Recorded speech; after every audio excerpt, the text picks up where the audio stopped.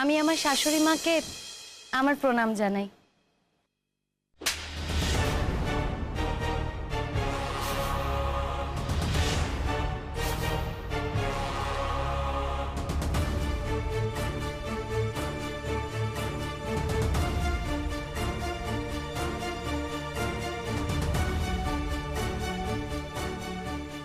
মা, আপনি নিজেকে ছোট করবেন না।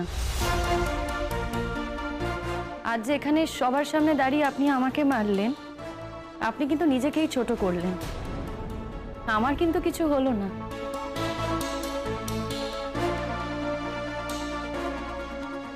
আজ এখানে সবাই আছে, সবাই কিন্তু দেখেছে যে আমি নাচটা জানি, আর সবাই এটাও দেখেছে যে আপনি চাননি আমি এখানে সবার সাথে মিলে পারফর্ম করি।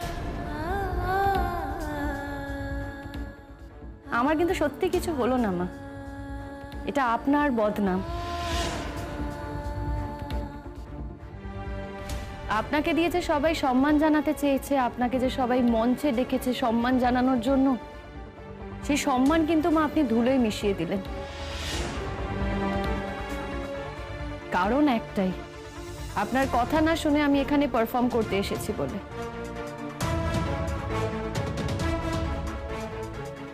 আপনি বলুন না মা, আপনি যেটা করলেন সেটা কি ঠিক করলেন? ভেবে দেখুন। আমার আর কিছুই বলার নেই আপনাকে। কখনো না, আমরা এই অন্যায় মানছি না। না না, এই অন্যায় আমরা মানছি না।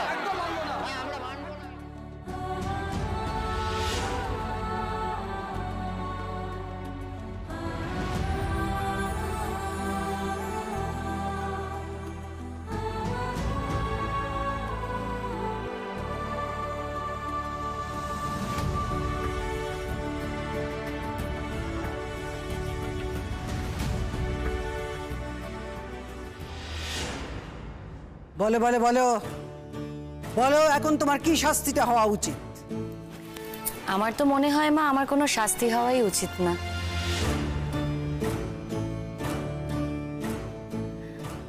আপনাদের তো সবার আমার নাচ ভালো লেগেছে, তাই আপনার তরফ থেকে আমার একটা পুরস্কার পাওয়া উচিত। মা, আপনি বলেছিলেন না আমাকে মোচার ঘন্ট খাওয়াবেন, তা কবে খাওয়াবেন মোচার ঘন্ট? খবরদার, তামাশা করছো তুমি, তামাশা করছো আমার সাথে। হ্যাঁ, তামাশাই তো করছে, তুমি বুঝতে পারছো না? আরে বাবা, তোমাকে লেজে খেলাচ্ছে। কি রে দাদা, এরপরেও তুই এই মেয়ের সঙ্গে সংসার করবি তো? কেন এটা করলে তুমি শিমু? কিসের জন্য করলে? আমার বাড়ির এতগুলো লোককে তুমি সবার সামনে অপ্রস্তুত করলে ওখানে। আমার মা স্টেজে উঠে দেখছে ওটা তুমি। ছি ছি ছি, কি মনে করো তুমি বলো তো? তোমার যা ইচ্ছে তুমি তাই করে যাবে, হ্যাঁ? কেউ কিচ্ছু তোমায় বলতে পারবে না।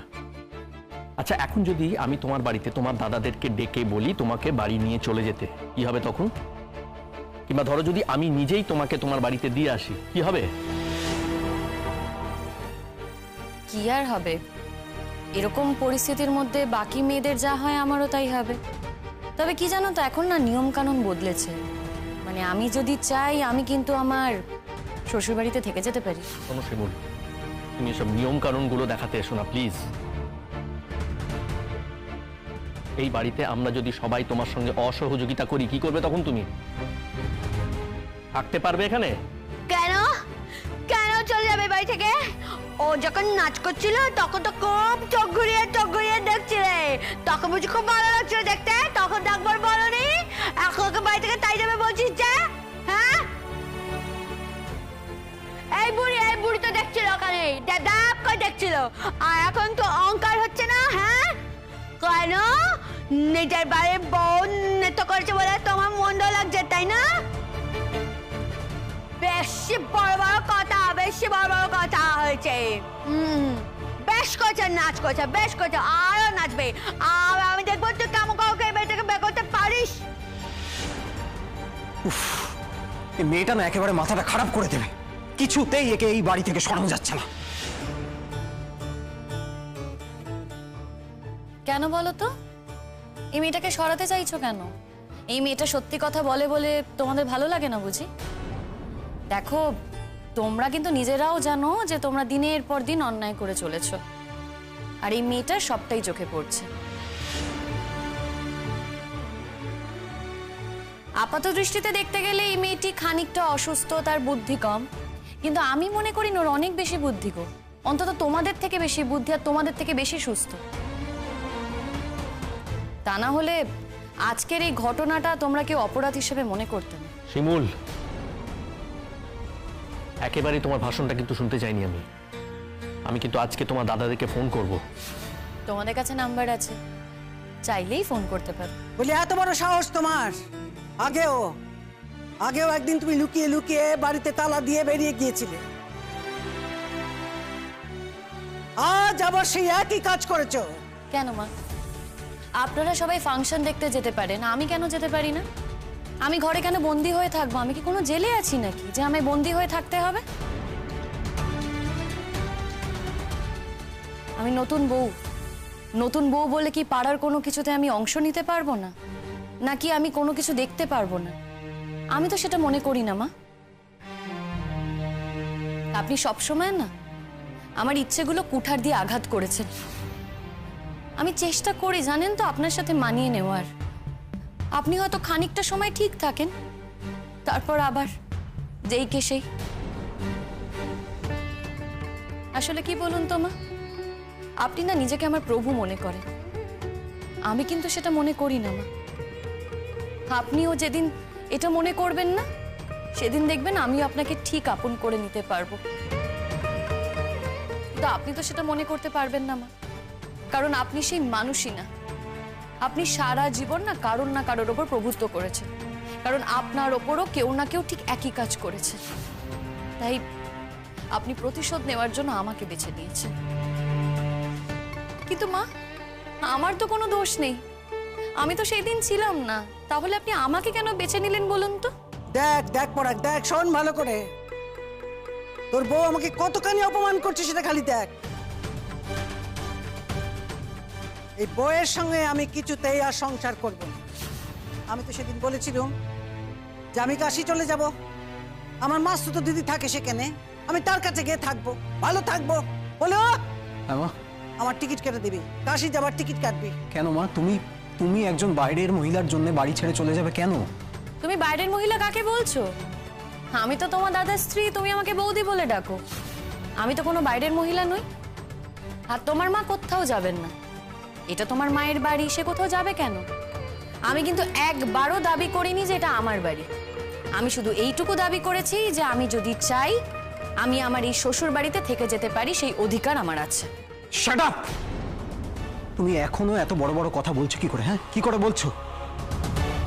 আমাদের বাড়ির সমস্ত নিয়ম কানুন বিসর্জন দিয়ে, জলাঞ্জলি দিয়ে তুমি ওখানে নাম কিনতে গেছিলে সবাই তোমায় ভালো বলবে বলে। আচ্ছা, তুমি কি নাচনে বলি নাকি? খবরদার! তুমি যদি আমার দেওর না হয়ে ভাই হতে না, তোমাকে ঠাস ঠাস করে দুটো চড় মেরে তোমার দাঁতগুলো ফেলে দিতাম।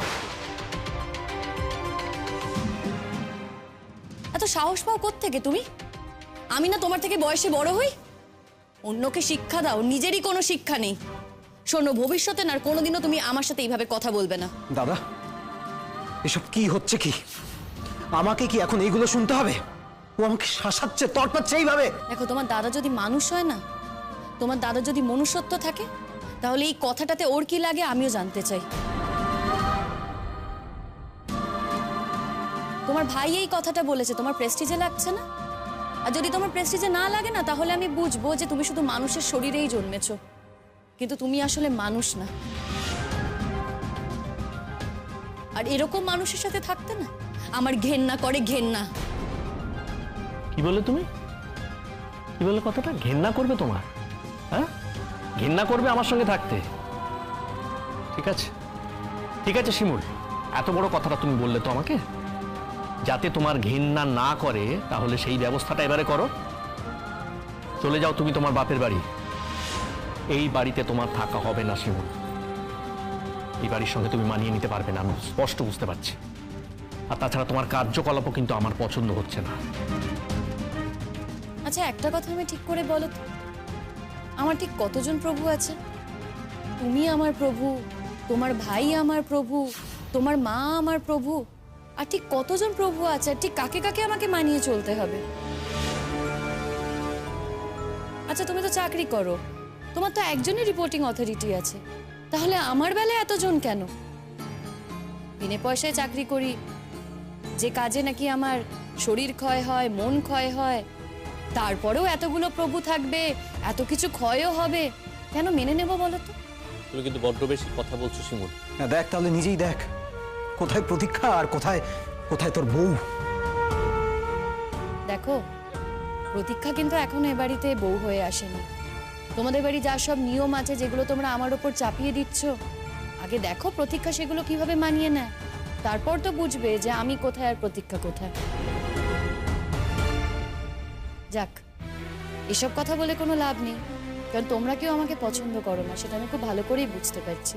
কিন্তু তাই বলে যখন তখন তোমরা আমাকে হুমকি দেবে, বাপের বাড়ি দিয়ে আসবে বলে যখন তখন আমার দাদাদের ফোন করবে, সেটা কিন্তু হতে পারে না। দিদি, কি ব্যাপার? মজা দেখতে এসছো?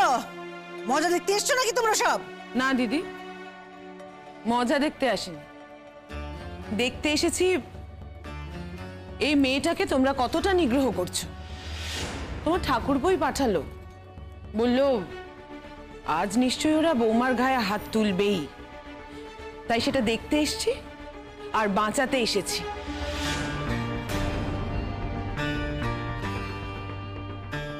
দিদি, এইটুকু একটা বাচ্চা রোগা পাতলা মেয়ে, তোমার ছেলেগুলো তো ষণ্ডা, ওর গায়ে হাত তুললে ও বাঁচবে? বলা যায় না, তুমিও ওর গায়ে হাত তুলতে পারো। ছোট, চলে যা, চলে যা বলছি, এখান থেকে চলে যা। আমার বাড়ি বয়ে এসে আমাকে অপমান করবি না, বলে দিলাম। তোমাদের বাড়িতে খেতেও আসেনি, পড়তেও আসেনি, একটা মেয়েকে নিগ্রহ করা হচ্ছে তার পাশে দাঁড়াতে এসেছি।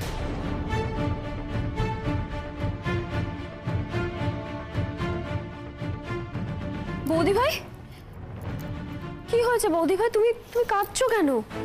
কোথায় কাঁদছি তুতুল? আমি না চেষ্টা করছি যাতে আমার চোখে আগুন আসে, কিন্তু তাও জানো তো বারবার আমার চোখে জলই চলে আসছে, কিছুতেই চোখে পুরোপুরি আগুনটা আমি আনতে পারছি না। কিন্তু এখন তো দেখছি না আগুনটা পুরোপুরি আসছে না, জল এসে আগুনটাকে খালি নিভিয়েই দিচ্ছে। চোখের জলের জোর দেখছি অনেক বেশি। কাঁদিস না বউ, কাঁদিস না, তোকে এবার থেকে কেউ বের করতে পারবে না, আমি বলে দিচ্ছি, কেউ বের করতে পারবে না। এত অপমান সহ্য করে মান সম্মান খুইয়ে এ বাড়িতে আমার থাকতে ইচ্ছে করে না পুতুলদি,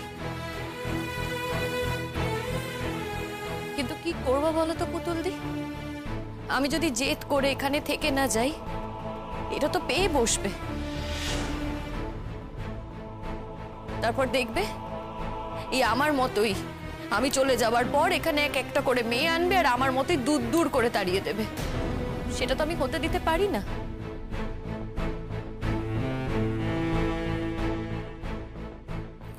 কাকিমা, কাকিমা দেখো, অনেক রাত হয়ে গেছে, এখানে আমাদের পারিবারিক আলোচনা চলছে, আমার মনে হয় না তোমাদের এখানে থাকার কোনো দরকার আছে। বড়দা ভাই, তোদের পারিবারিক আলোচনাটা এত জোরে কেন হয় যেটা বাইরে থেকে শোনা যায়? এই, তোকে এত কথা বলতে কে বলেছে বল দেখি? কে বলেছে? এইটুকু তো বলতেই পারি জেঠিমণি, কারণ পাড়ার লোক শুনছে, জানলা দিয়ে দরজা দিয়ে উকি মেরে দেখছে যে তোমরা বউকে শাসাচ্ছ, মেরে ফেলবো, বাপের বাড়ি পাঠিয়ে দেবো, এসব কি?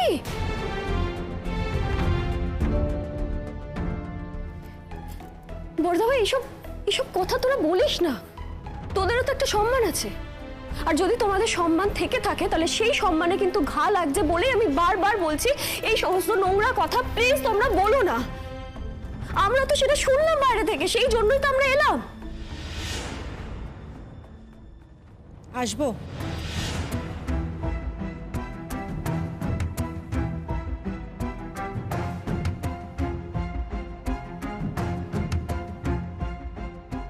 এখন তো অনেক রাত হয়ে গেছে বিপাশা বৌদি, ডেকে কারুর বাড়িতে আসার সময়।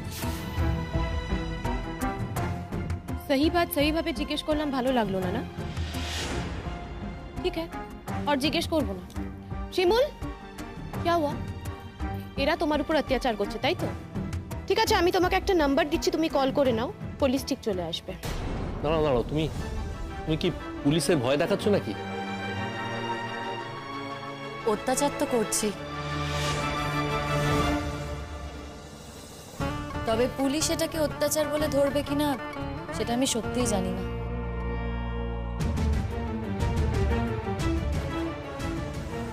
হ্যাঁ, এখন অবধি কেউ আমার গায়ে হাত তোলেনি ঠিকই, তবে যখন তখন যে কোনো মুহূর্তে আমার গায়ে হাত উঠতে পারে। আর যদি গায়ে হাত পড়ে না, আমি তখন ওই নাম্বারই ডায়াল করব।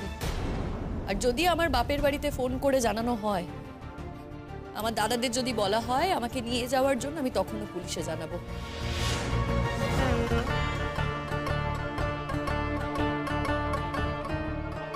কারণ যখন তখন মেয়েদের তাদের বাপের বাড়ি পাঠানো যায় না, সেটা ওদেরও বুঝতে হবে। কেন শিমুলকে তুমি বাপের বাড়ি পাঠিয়ে দেবে সেই কথাটার উত্তর দাও আগে পড়া। কি উত্তর দেবে গো? কি উত্তর দেবে? হ্যাঁ, পড়া কি উত্তর দেবে? প্রথম দিন থেকে তোমরা আমার সংসার ভাঙার চেষ্টা করেছো, যাতে আমার ছেলে এই বউকে নিয়ে সংসার করতে না পারে। আমরা আপনার ঘরটা চুরনে কি কোশিশ করছিলাম, আপনি ভাঙছেন, সির্ফ আপনিই ভাঙছেন। আপনি চাইছেন না আপনার ছেলে তার বহুকে নিয়ে সুস্থভাবে সুন্দরভাবে সংসার করুন। যদি আপনি চাইতেন না তাহলে হর বাত पे এরকম ঝামেলা করতেন। আর আমি তো বুঝতে পারছি না कि যেই ফাংশনটা আপনি দেখতে পারেন সেই ফাংশনটাই যদি আপনার ঘরের বউ দেখে তো কি প্রবলেম হয়ে যাবে। এত সুন্দর নাচ করলো বউটা, ওকে নাকি বাপের বাড়ি পাঠিয়ে দেবে। কেন রে, তুই নাচতে পারিস না সেই জন্য? পুতুল, আজ তুই যদি আর একটাও কথা বলেছিস না, তোকে আমি এমন ঠাস ঠাস করে মারবো, দাঁত কটা সব আমি ভেঙে দেব। শুধু তাই নয়, এই যে পলি বলে না কোথায় পাঠিয়ে দেবে, হোম না কোথায়, আমি তাই করব। হ্যাঁ, হোমে পাঠাবো। আমার কথা তো বাসি হলে খাটে, তাই না? আমি তোমায় অনেক আগেই বলেছি মা ওকে একটা হোমে পাঠাও। ওর কিন্তু কথাবার্তা সবকিছু টনটনে, সবকিছু বোঝে, আর বদমাইশি করে এখানে পড়ে থাকে।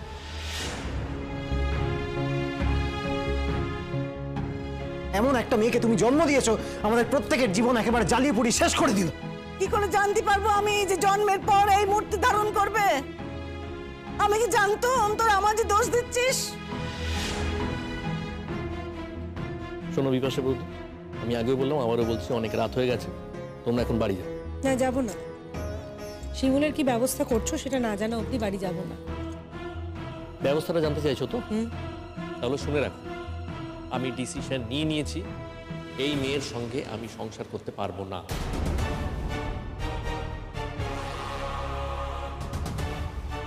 এই ডিসিশনটা তো শিমুলের নেওয়ার কথা, এবং চাইলেও ডিসিশনটা এখনো নিতে পারে। ভালো কথা, তুমি শিমুলকে ডিভোর্স দিয়ে দেবে, কিন্তু তার মানে কিন্তু এই নয় যে তুমি খোরপোশ দেওয়ার দায়িত্বটা থেকে বেঁচে যাচ্ছ। এত সহজ নয় ভাই। আর এটাও নয় যে তুমি মনে করলে ডিভোর্স দিয়ে দিলে আর মাসে মাসে তুমি 1000 টাকা করে ওকে ঠেকিয়ে দিলে, সেটাও কিন্তু হবে না। খোরপোশটা ডিসাইড করবে কোর্ট, আর কোর্টে দৌড়দৌড়ি করার জন্য শিমুলের পাশে কিন্তু আমরা দাঁড়াবো। কোর্টে দৌড়দৌড়ি করা, উকিল ধরে দেওয়া, ওর থাকার ব্যবস্থা করা, ওর কাজের ব্যবস্থা করা, সবটা কিন্তু আমরা করে দেবো। মাথায় থাকবে তো? আচ্ছা, তোমরা তোমরা কি চাইছো বলো তো আমাদের কাছ থেকে? क्यों?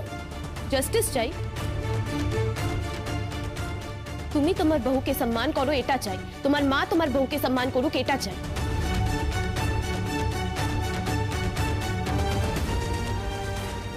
একটা ভালো মেয়ে তাকে নিয়ে এসে তোমরা অত্যাচার করছো, এটা কি ঠিক বাত আছে? হ্যাঁ, ঠিক বলেছিস, একদম ঠিক কথা বলেছিস, একদম ঠিক কথা বলেছিস। মেয়েটাকে না সারাদিন জ্বালিয়ে পড়ে শেষ করে দিচ্ছে। খালি অত্যাচার করে ওর উপরে, জানিস? আর কত সহ্য করবে বলতো মেয়েটা, আর কত সহ্য করবে?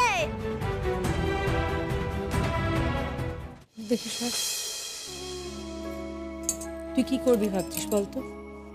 কি আর করবে বিপাশাদি, ও যদি আমার সাথে সংসার করতে না চায়, শুধুমাত্র খাওয়া পড়ার লোভে ওর কাছে থাকবো না গো। ওই খাওয়া পড়া আমি নিজেই জোগাড় করে নিতে পারবো। যখন জোগাড় করবে করবে, पर তুমি বাপের বাড়ি যাবে না। আর কেন যাবে? ওখানে গেলেও তো তোমাকে অনেক কথা শুনতে হবে। আর ওরা তোমাকে এত খরচ করে শাদি দিয়েছে, সেখান থেকে তুমি वापस চলে যাবে? এটা কোনো কথা হলো শিমুল? আর যদি যেতেই হয় তো সবার আগে এদের বলো সেই শাদির সব পয়সা वापस করতে। তুমি কোথায় থাকবে, কি খাবে, কি পরবে, এই সব কিছুর ব্যবস্থা করতে, তারপরে তুমি যাবে। আর এদের अगर কানুন জানা নেই তো আমি শিখিয়ে দিচ্ছি। ঠিক আছে, ঠিক আছে, আমি শুনেছি, সব সব কথা শুনেছি। লয়ার যদি ইচ্ছে করি আমিও কিন্তু অ্যাপয়েন্ট করতে পারি, কিন্তু আমি যদি সত্যি কারোর সঙ্গে থাকতে না চাই, কেউ আমাকে জোর করতে পারে না, ফোর্স করতে পারে না কেউ। এখন এক কথা বলছিস দাদা তুই, কিন্তু এরপরে যখনই ঘরে ঢুকবি, তোর বউ তোর সঙ্গে যখন ঘরে ঢুকবে, তারপরেই তুই পাল্টে যাবি। তুই একেবারে পাল্টি খেয়ে যাবি, তোর কথাই বদলে যাবে, অন্যরকম কথা বলবি তখন। কেন? হ্যাঁ, এরকম বলেছি নাকি তোকে কখনো? যদি বলেও থাকে তাহলে তোমার আপত্তি কি আছে ভাই?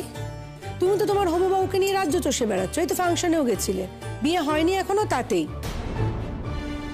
আর একটা মেয়ে নতুন বিয়ে হয়ে এ বাড়িতে এসছে, তার কি ফাংশন দেখা এত দোষ, এত অপরাধ হয়ে গেল?